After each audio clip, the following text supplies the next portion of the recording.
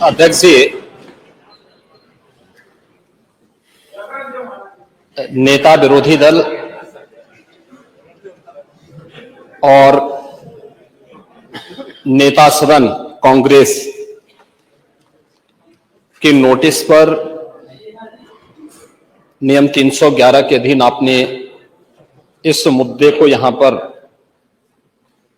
इन्हें उठाने की अनुमति दी। नियम 56 के तहत माननीय सदस्यों ने यहां पर संबल और बहराइच से जुड़े हुए जिन मुद्दों की ओर ध्यान आकर्षित किया है, वो वास्तव में अपनी रुचि और अपने स्वयं के एजेंडे के अनुरूप ही उन्होंने अपने वक्तव्य को यहां पे रखा है। मुझे आश्चर्य होता है कि हमारे नेता विरोधी दल वरिष्ठ सदस्य हैं, इस सदन के माननीय अध्यक्ष भी रहे हैं और प्रदेश सरकार में मंत्री के रूप में भी उन्होंने कार्य किया है, एक लंबे समय से सार्वजनिक जीवन में है।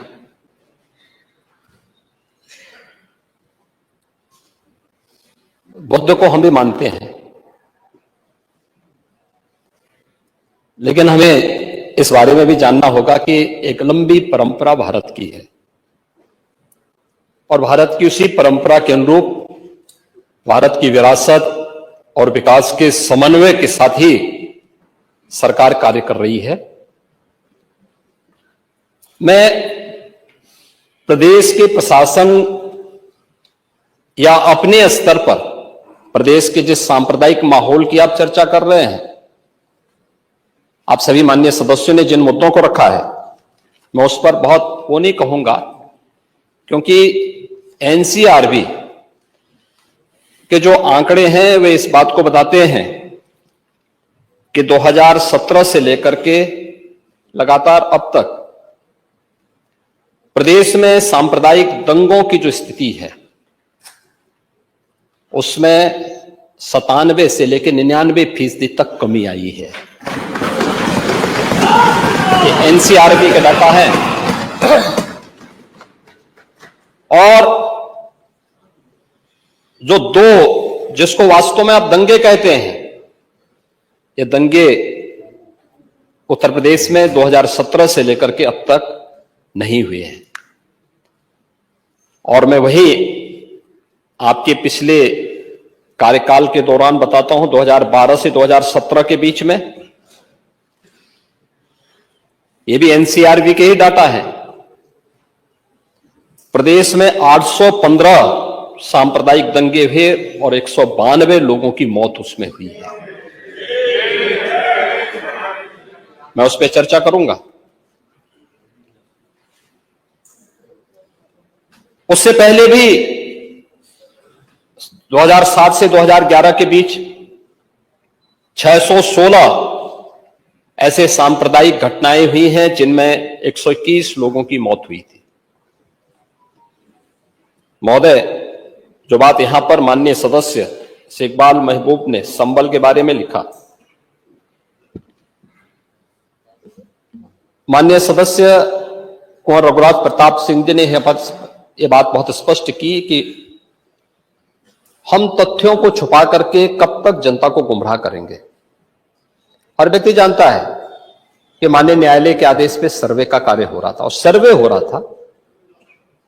दूसरा, मैं आपसे पूछना चाहता हूं, आप पश्चिम में जाएंगे, पता नहीं आप कैसे हैं, आपके पूर्वज भी हो सकता है, और पश्चिम उत्तर प्रदेश के हमारे सभी लोग अपने सामान्य संबोधन में राम राम ही कहते हैं, तो जय श्री राम कहां से सांप्रदायिक संबोधन हो गया? कहां से सांप्रदायिक संबोधन हो गया? हमारे यहां हम जगते हैं, राम ही राम बोलते हैं, मिलते हैं, राम राम का संबोधन होता है, और अंतिम यात्रा में विदा करते हैं तब भी राम नाम सत्य है ही बोलते हैं। राम के बगैर तो हमारा कोई काम ही नहीं है। और अगर जय श्री राम किसी ने बोली दिया तो इसमें उत्तेजना का मतलब, ये नियत आप समझ सकते हैं। उस नियत को। ये चिढ़ाने वाला नहीं है, ये चिढ़ाने वाला नहीं है, ये चिढ़ाने वाला नहीं है। एक दूसरा, आपने कुंदरकी की जीत को वोट की लूट बताया। आप एक सदस्य का अपमान कर रहे हैं। आपके सदस्य की तो जमानत जब्त हो गई वहां पे। और क्या ये सच नहीं है? इस समय तो आज डिजिटल मीडिया का है। वहां का पठान, वहां का शेख सब कह रहे साहब हमारे पूर्वज तो हिंदू थे और आप भी, आपके पूर्वज भी हिंदू थे। क्या ये सच नहीं है? और क्या ये सच नहीं है कि देशी और विदेशी मुसलमानों की आपसी भिड़ंत है जो वर्षों की लड़ाई को लेकर के वहां चल रहा है?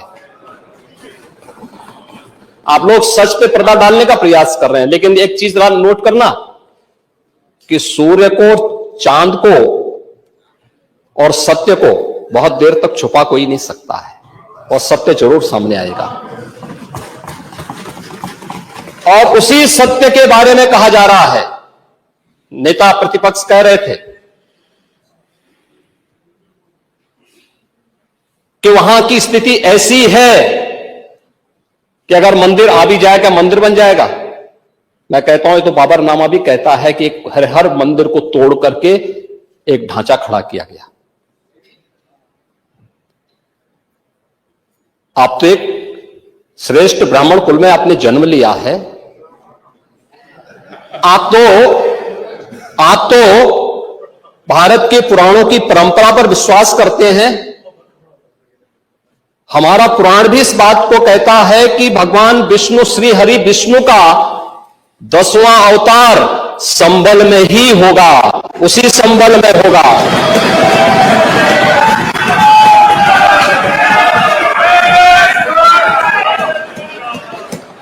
और यह तो केवल सर्वे की बात थी। माननीय न्यायालय के आदेश पर जिलाधिकारी का मतलब जिले का एडमिनिस्ट्रेटिव हेड, पुलिस अधीक्षक उस जिले की पुलिस फोर्स का मुखिया है। इनका दायित्व है कि एक शांतिपूर्ण तरीके से किसी सर्वे के कार्यक्रम को वहां पे संपन्न करना, माननीय न्यायालय के आदेश को अक्षरशः अनुपालन करना। और सर्वे 19 नवंबर को भी हुआ, 21 नवंबर को भी हुआ, 24 नवंबर को भी सर्वे का कार्य चल रहा था। क्या यह संभव है? नहीं, 21 को संपन्न नहीं हुआ था। ये लगातार सर्वे का काम चल रहा था। और सर्वे के कार्य के दौरान पहले 2 दिन कोई भी शांति भंग नहीं हुई। तीसरे दिन जब 23 नवंबर को जुमे की नमाज के पहले और जुमे की नमाज के दौरान जिस प्रकार की तकरीरें दी गई, उन तकरीरों के बाद माहौल खराब हुआ। और फिर उसके बाद जिस प्रकार की स्थितियां की गई थी वो सबके सामने है। और इसलिए मैं कह रहा हूं, हमारी सरकार ने तो पहले ही कहा कि हम जुडिशियल कमीशन बनाएंगे। ये एक्ट के अंतर्गत ही इस कमीशन बना हुआ है। माननीय सदन में उसकी रिपोर्ट भी आएगी। दूध का दूध और पानी का पानी सबके सामने आएगा। मैं केवल एक बात कहना चाहता हूं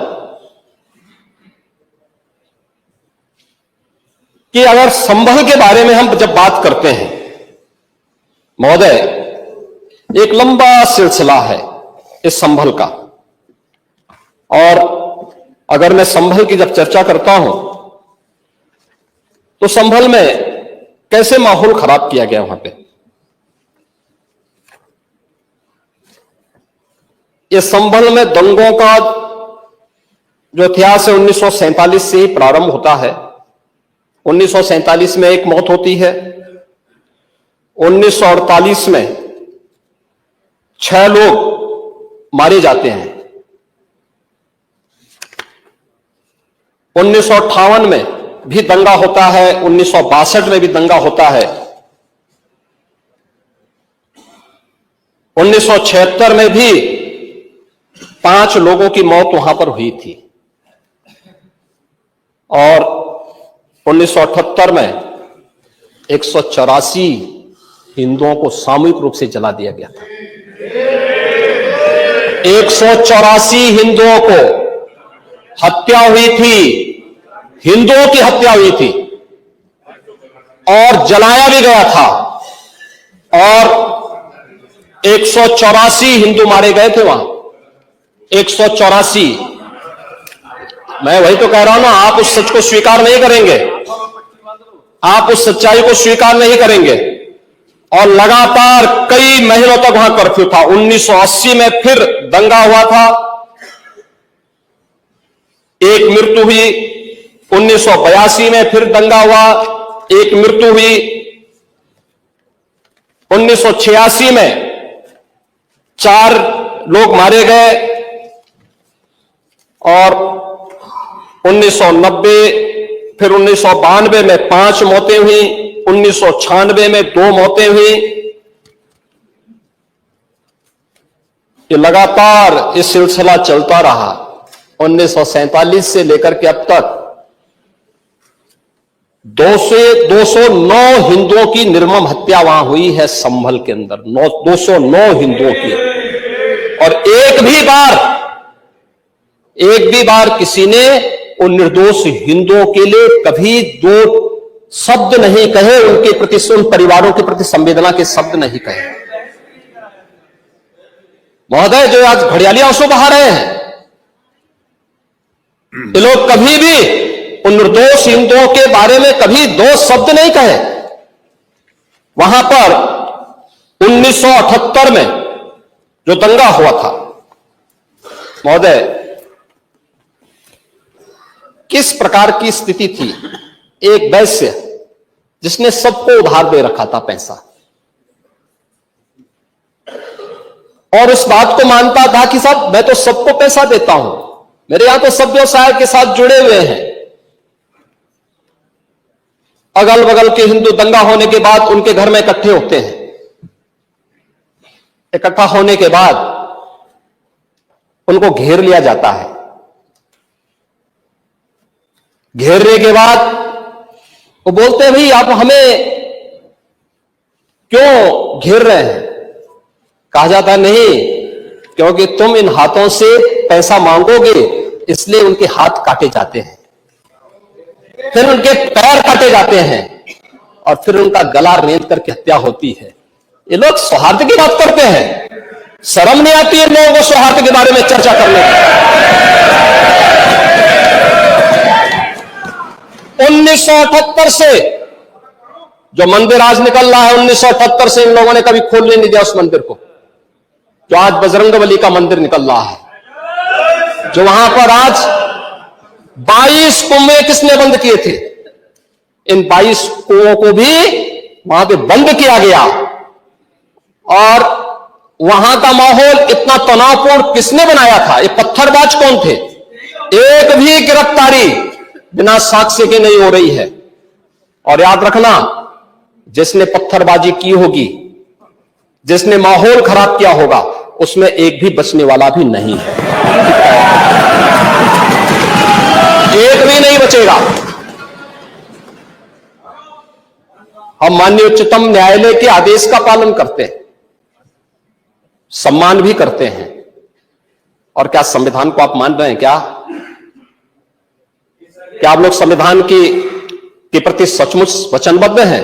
मैं तो धन्यवाद दूंगा माननीय अध्यक्ष जी को इस बात के लिए कि आज उन्होंने संविधान की मूल प्रति यहां पर दी है। बाबा साहब भीमराव अंबेडकर जी ने 26 नवंबर 2049 को जिस संविधान को बनाकर के देश को सौंपा था, उस मूल संविधान की प्रस्तावना को एक बार पढ़िए। मौलिक कर्तव्यों के बारे में, मौलिक अधिकारों के अध्याय के चित्र को देखिए। अलग अलग उन आर्टिकल के उस पृष्ठों का अवलोकन करिए, आपको उसमें राम भी नजर आएंगे, कृष्ण भी नजर आएंगे। लंका दहन के उपरांत बजरंगबली भी नजर आएंगे। ज्ञान का उपदेश देने वाले बुद्ध भी नजर आएंगे। भारत की समृद्ध परंपरा का दर्शन आपको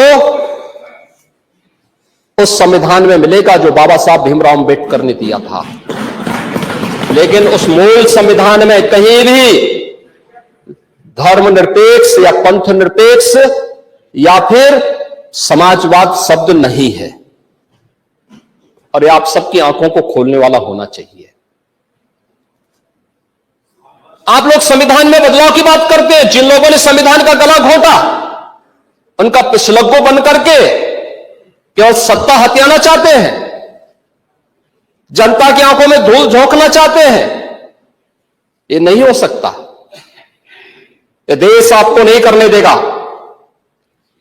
और वह प्रति आपको दी गई है, आप उसका अवलोकन करिए। और मैं नेता विरोधी दल को इसलिए बोलना चाहता हूं, बुद्ध ने करुणा और मैत्री का संदेश उस कालखंड में दिया था जब विदेशी हमले होने शुरू हो गए थे।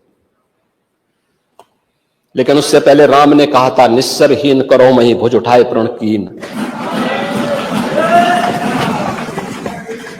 उससे पहले भगवान कृष्ण ने भी कहा था, परित्राणाय साधु नाम विनाशाय च दुष्कृताम। और हम तो राम और कृष्ण को ही मानते हैं, बुद्ध पर विश्वास करते हैं, उन्हीं को आदर्श मान करके हम लोग कार्य करते हैं। शासन पद्धति एक भी इंच इधर उधर नहीं करते उसके बगैर। और इसीलिए मैं आपसे कहने के लिए आया हूं, संभल की घटना या कुंदरकी की जीत, जैसे ही आपके खटाखट की असलियत सामने आई, जनता ने कहा सपा चट। उपचुनाव में 9 में से 7 तो भारतीय जनता पार्टी और एनडीए गठबंधन जीता है। और यही नहीं, सीसामऊ और करहल, याद करिए 2022 में समाजवादी पार्टी ने करहल में 70,000 से लगभग 67,000 से जीती थी। इस बार वह मात्र 13-14 हजार तक आ गई है। वो भी चच्चू थोड़ा वहां पे कृपा कर लिए, नहीं तो वहां भी सपा चढ़ तय था। अगली बार होगा, अगली बार होगा चच्चू। अरे आप अंता मत करिए, अगली बार कुछ नहीं रहे, बहुत ज्यादा रहे। अगली बार सीसामऊ में भी बाल बाल बच गए, और इसलिए इस बौखलाहट में कि कुंदरकी में लोगों को अपनी जड़ें याद आने लग गई हैं। अब आपने देखा होगा उन लोगों के वक्तव्य को, डिजिटल मीडिया में थोड़ा अवलोकन करिए और देखिए वहां पे जब लोग चिल्ला चिल्ला के बोल रहे हैं कि इन विदेशियों से पिंड छुड़ाना है, क्या बोल रहे हैं लोग, सबको अपनी जड़ें याद आने लग गई हैं। और मुझे लगता है जिस दिन इकबाल मोहम्मद महबूब जी को भी अपनी जड़ें याद आएंगी, वह भी फिर यही बात बोलेंगे जो इधर के मान्य सदस्य कह रहे हैं। महोदय, मैं उनसे कहूंगा कि एक बार बाबरनामा का जरूर, बाबरनामा को जरूर पढ़ें। चलिए वो जो बात कही बाबरनामा को जरूर एक बार पढ़ें। आप मंत्री जी बोलना प्लीज बैठ, चलो आप दे देना जब अवसर हो, बाबरनामा को एक बार पढ़ें। आप बैठे। महोदय, संभल की घटना के साथ ही मैं प्रदेश के अंदर अलग अलग समय में जो दंगे अलग अलग समय में हुए हैं, 1972 में आगरा में दंगा हुआ, 19 लोग मरे थे। आजमगढ़ में 1972 में दंगा हुआ, 3 लोग मरे थे। बहराइच में 1973 में दंगा हुआ, 1 व्यक्ति की मौत हुई थी। गोंडा में 1973 में दंगा हुआ, 1 व्यक्ति की मौत हुई। प्रयागराज में 1973 में एक दंगा हुआ, 2 लोगों की मौत हुई। मेरठ में 1973 में दंगा हुआ, 8 लोगों की मौत हुई। आगरा में फिर 1974 में दंगा हुआ, 1 व्यक्ति की मौत हुई। पीलीभीत में 1974 में दंगा हुआ, 3 लोगों की मौत हुई। कानपुर में 1975 में दंगा हुआ, 2 लोगों की मौत हुई। मुरादाबाद में 1976 में दंगा हुआ, 3 लोगों की मौत हुई। बहराइच में 1976 में फिर दंगा हुआ, 3 लोगों की मौत हुई। बुलंदशहर में 1977 में दंगा हुआ, 2 लोगों की मौत हुई। वाराणसी में 1977 में दंगा हुआ, 8 लोगों की मौत हुई। मुरादाबाद में 1978 में दंगा हुआ, 19 लोगों की मौत हुई। अलीगढ़ में 78 में दंगा हुआ, 21 लोगों की मौत हुई। ये लगातार मैं क्या कर रहा हूं, उसमें आप भी थे, जिसके कारण लोकतंत्र सेनानी आप कहलाते हैं, लोकतंत्र सेनानी कहलाते हैं मल्होत्रा जी। उसी के नाम पर आप लोग मैं क्या कर रहा हूं, ये दंगे हुए हैं, मैं उन दंगों के बारे में बोल रहा हूं जिन दंगों के कारण लगातार माहौल खराब हुआ है प्रदेश का। और आज प्रदेश के अंदर सुरक्षा का जो एक माहौल है, कानून व्यवस्था की जो एक स्थिति पैदा हुई है, लोगों को सुरक्षा पे विश्वास है, कानून व्यवस्था पर विश्वास है, उसी का परिणाम है कि 40 लाख करोड़ रुपए का निवेश का प्रस्ताव उत्तर प्रदेश को प्राप्त होता है। इतना निवेश, इंफ्रास्ट्रक्चर का एक कार्य, रोड की, रेलवे की, एयर कनेक्टिविटी की, ये उसी का परिणाम है जो सरकार कर रही है और लगातार उसको कर रही है।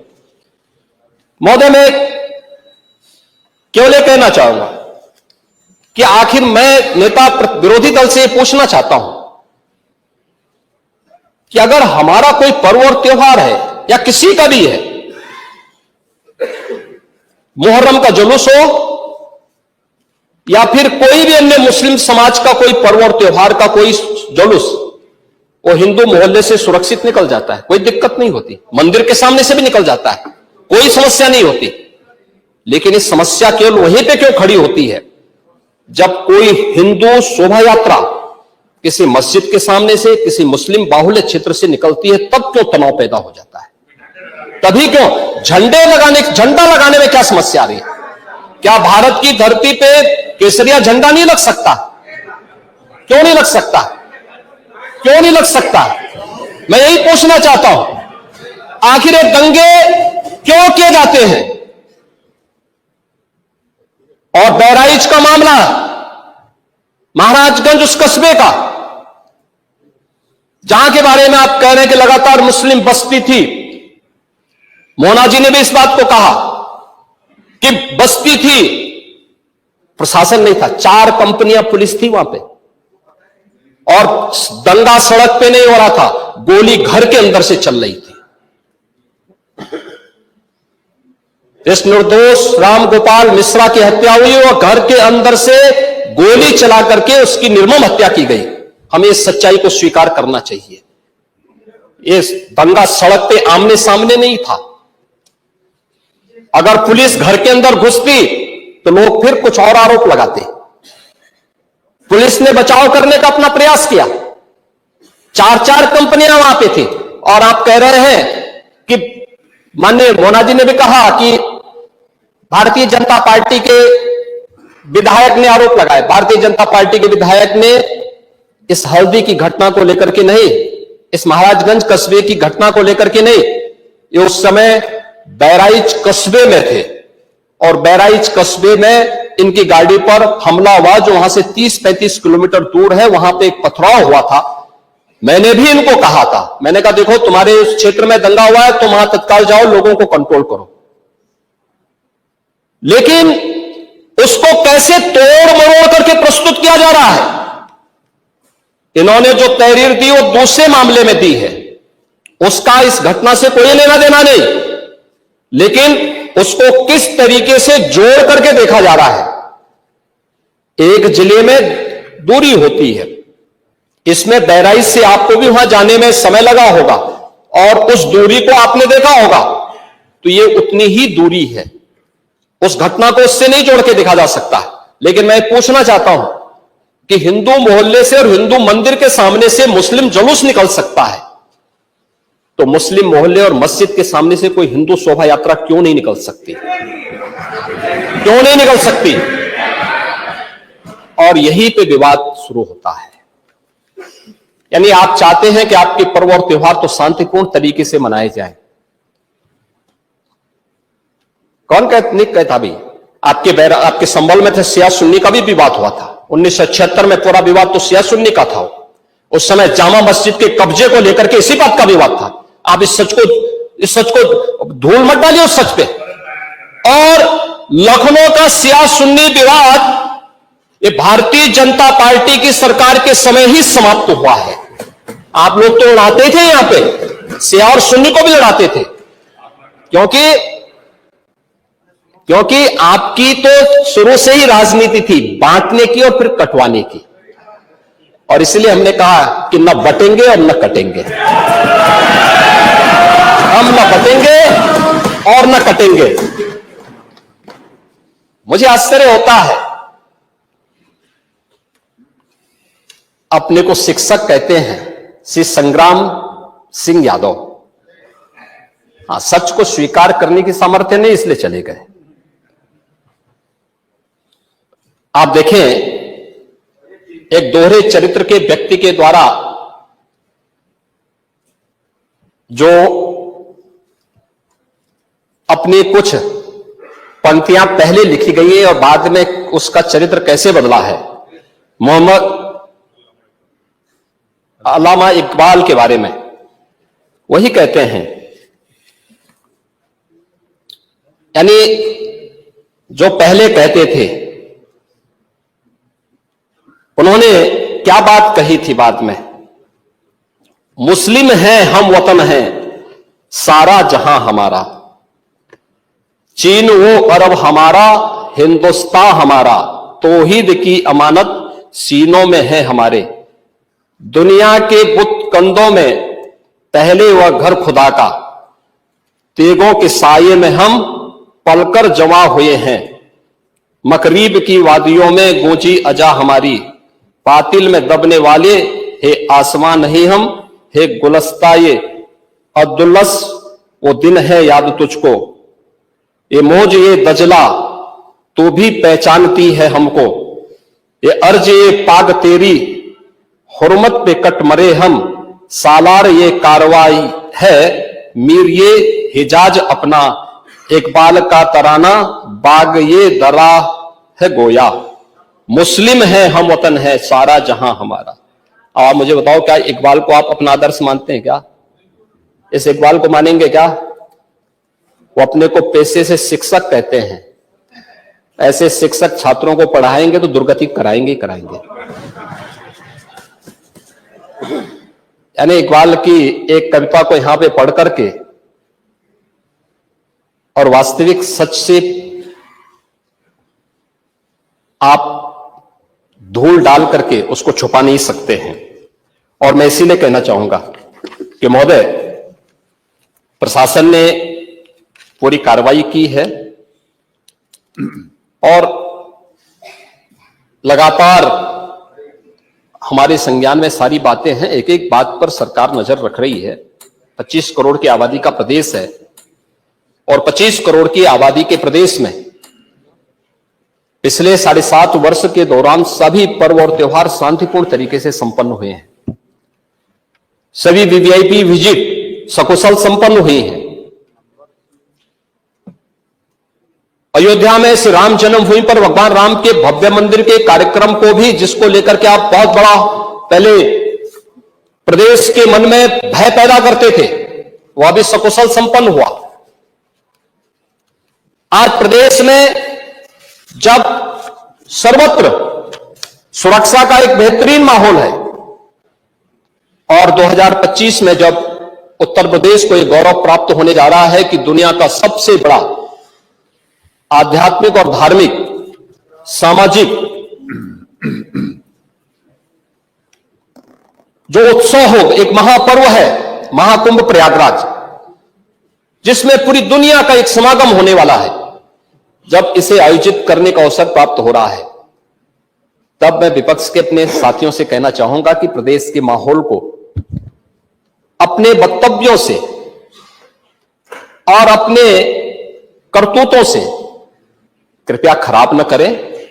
प्रदेश आगे बढ़ना चाहता है, विकास के अपने लक्ष्यों को प्राप्त करना चाहता है, लेकिन मैं इस बात के लिए आश्वस्त करूंगा कि 25 करोड़ जनता को सुरक्षा देना, उनकी हर प्रकार से हिफाजत करना ये प्रदेश सरकार की जिम्मेदारी है।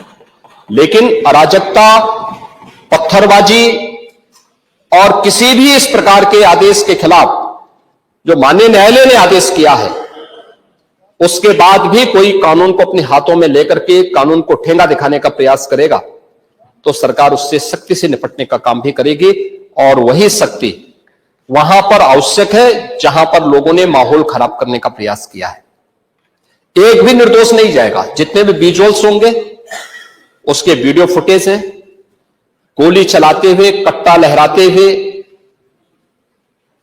तलाशी के दौरान पत्थरबाजी करते हुए, घरों के छतों के ऊपर जो पत्थर रखे गए हैं, ये सारी विजुअल्स हमारे पास हैं और उसके अनुरूप ही कार्रवाई होगी। हां, ये जरूर आश्वस्त करते हैं कोई निर्दोष के खिलाफ कोई कार्रवाई नहीं होने वाली, अब तक नहीं हुई है, आगे भी नहीं होगी। लेकिन कोई दोषी होगा उसको कोई बचा भी नहीं पाएगा। यह भी मैं इस सदन के माध्यम से पूरे प्रदेश के अंदर बहुत स्पष्टता के साथ कहना चाहूंगा कि सरकार की जीरो टॉलरेंस की नीति पहले दिन से है। अपराध और अपराधियों के प्रति, दंगों और दंगाइयों के प्रति वही जीरो टॉलरेंस की नीति के साथ सरकार कार्य करेगी। इन दोनों मामलों में राजनीति की बजाय हमें समग्रता की दृष्टि से देखना होगा। और समग्रता की दृष्टि ये जो मैंने पहले माननीय नेता विरोधी दल को कहा कि आखिर ये कहां लिखा है संविधान में कि किसी मुस्लिम बाहुल्य क्षेत्र में हिंदू शोभा यात्रा नहीं निकल सकती, और जब आप रोकते हैं तभी हिंदू पक्ष से भी रिएक्शन आता है कि साहब हम भी नहीं जाने देंगे। तो मुझे आश्चर्य होता है इन बातों को लेकर के कि मस्जिद के सामने से नहीं निकलने देंगे। क्यों नहीं निकलने देंगे? ये सड़क क्या किसी की है क्या? ये सार्वजनिक मार्ग है, कैसे आप रोक सकते हैं? परंपरागत बहराइच में भी एक परंपरागत जुलूस था, परंपरागत जुलूस था, वही मैं कह रहा हूं, परंपरागत जुलूस था। और उसी परंपरागत जुलूस को आगे बढ़ाने के लिए सारे कार्यक्रम संपन्न हुए थे, आगे भी संपन्न होंगे। लेकिन ये चीजें तय करना, ये कहना कि उत्तेजक नारे लगाए जा रहे थे, जय श्री राम का नारा उत्तेजक नहीं है, ये हमारी श्रद्धा का नारा है, हमारी आस्था का प्रतीक है। कल मैं आपसे कहूंगा कि अल्लाह अकबर का जो स्लोगन है ये हमें अच्छा नहीं लगता, नहीं, आपको हम रोकें तो क्या आपको अच्छा लगेगा? नहीं, आपको नहीं, मुझे मतलब होने की आवश्यकता ही नहीं, मुझे आवश्यकता ही नहीं इसकी, नहीं, मुझे इसकी आवश्यकता ही नहीं है, मुझे इसकी आवश्यकता ही नहीं, क्योंकि मेरी तो विरासत इतनी लंबी चौड़ी है, इतनी प्राचीन है कि मैं उस परंपरा को ही लेकर के चले जाऊं। मैं जय श्री राम का नारा, हर हर महादेव का नारा और राधे राधे, राधे राधे के संबोधन से ही अपना पूरा जीवन काट सकता हूं। मुझे किसी और स्लोगन की आवश्यकता ही नहीं है। मुझे कोई अन्य नारे की आवश्यकता ही नहीं है, कोई संबोधन की आवश्यकता नहीं। लेकिन मैं आपसे कहना चाहता हूं, कल कोई आपसे कहेगा, कोई हिंदू भी ये कहेगा कि साहब हमें भी परेशानी है, आप लोग मत बोलिए, क्या आपको अच्छा लगेगा? और कोई भजन गाया जा रहा है।